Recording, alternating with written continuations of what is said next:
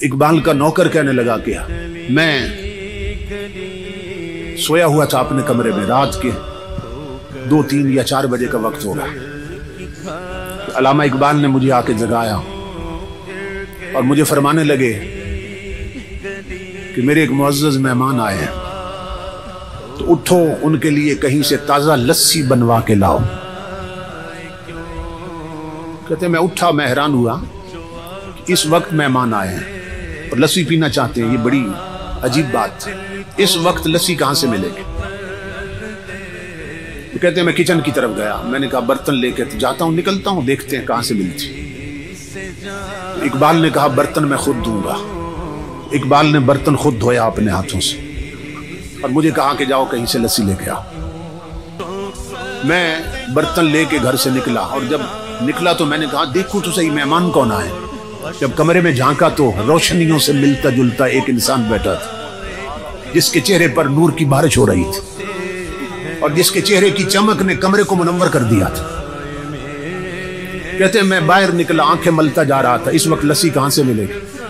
तो जब गली के कोने पे पहुंचा ना, मोड़ पे, तो वहां देखकर हैरान हो गया कि एक बाबा जी बैठे हैं खोखा बना के और लस्सी बना रहे हैं।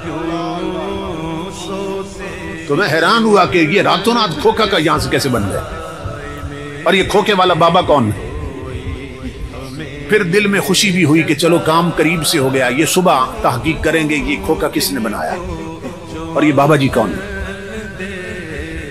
तो मैंने उन्हें लस्सी के लिए कहा, उन्होंने ताजा लस्सी बना दी मुझे। तो मैंने कहा कि पैसे कितने हैं? तो वो हंस के फरमाने लगे ले जाओ, इकबाल से हमारा मामला चलता रहता है। तो मैं हैरान हुआ कि ये बाबा जी इकबाल को भी जानते हैं। खैर मैं लस्सी लेके आ गया। इकबाल ने बर्तन मुझसे पकड़ा और अंदर मेहमानों को पेश किया। मैं अपने कमरे में बैठा था और सोच रहा था कि अब मेहमान रात रुकते हैं या चले जाएंगे, अभी क्या सूरत हाल बनती। तो मैंने महसूस किया कि मेहमान उठे हैं वापस जाने के लिए। इकबाल के सीने लगे, इकबाल का माथा चूमा उन्होंने और दरवाजे से निकले। मैंने इकबाल को आवाज दी, मैंने कहा अल्लामा साहब मैं दरवाजे कुंडी लगा देता हूँ, आप आराम फरमाएं।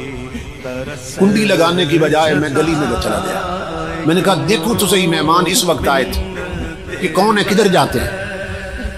तो इकबाल का नौकर कहता है मैंने जब देखा तो अल्लाह की इज्जत की कसम, उन्होंने एक कदम उठाया इकबाल के दरवाजे से और दूसरा कदम गली के आखिरी कोने में रख दिया और गायब हो गए। मैं पीछे भागा, मैंने कहा ये इतना लंबा कदम जिस्मानी नहीं हो सकता, ये कोई रूहानी कदम उठा। पीछे भागा, जब गली के मोड़ पे गया तो हैरान हो गया, ना बाबा, ना खोखा, ना खोखे वाला। मेहमान भी गायब, खोखा भी गायब, बाबा भी गायब। मैं पलट के आया, मैं इकबाल के कदमों पे गिरा। मैंने कहा कलंदर लाहौरी, खुदा के लिए मुझे बता ये आने वाले बुजुर्ग कौन थे और वो खोखे वाले बाबा जी कौन थे। इकबाल ने कहा ना छेड़ मलंगाना, जब अपना काम करो। मैंने कहा मेरी जिंदगी गुजरी है खिदमत में, खुदा के लिए मुझे बताएं कौन थे। इकबाल ने कहा मेरे साथ एक वादा करो तो बता देता हूं, मेरी जिंदगी में ये राज फाश नहीं करोगे। मैंने कहा अल्लामा साहब मैं वादा करता हूं। इकबाल ने कहा सुन अल्लाह की इज्जत की कसम, आने वाले गरीब नवाज थे, खोखे वाले दाता अली हजवेरी थे। इसी पर इकबाल कहता है फना कैसी बका कैसी, जब उसके आशना ठहरे, कभी इस घर में आ निकले, कभी उस घर में जा ठहरे।